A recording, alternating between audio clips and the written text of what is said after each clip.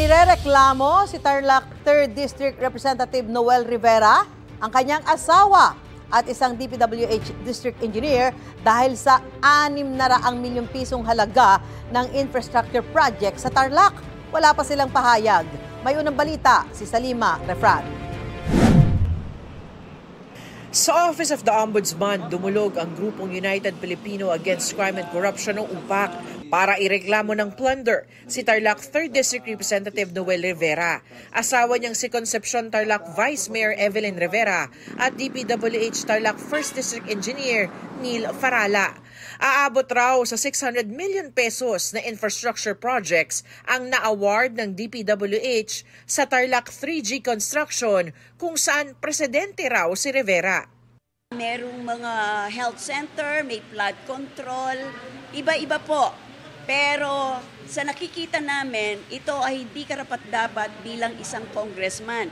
Hindi siya nag-divest, siya mismo ang makikita mong pumipirma sa mga kontrata ng DPWH. Sa SEC General Information Sheet ng Tarlac 3G Construction, nakalista ang isang Noel Rivera bilang presidente, habang treasurer naman ang isang Evelyn Rivera. 13 kontrata sa iba't ibang distrito ng Tarlac ang napunta sa Tarlac 3G mula 2018. Nakapirma rito bilang General Manager ng Tarlac 3G ang isang Noel Rivera. May conflict of interest dahil siya ay elected congressman ng District 3 Tarlac.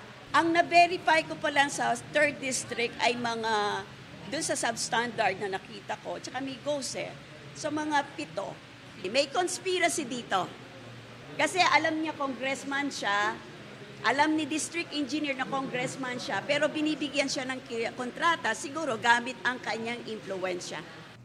Inirereklamo rin ang mag-asawang Rivera ng grave misconduct, serious dishonesty at paglabag sa Government Procurement Act. I-validate lang natin yung documents kung siya talaga o kung walang pagbabago sa official documents na dapat i-contain ng isang complaint.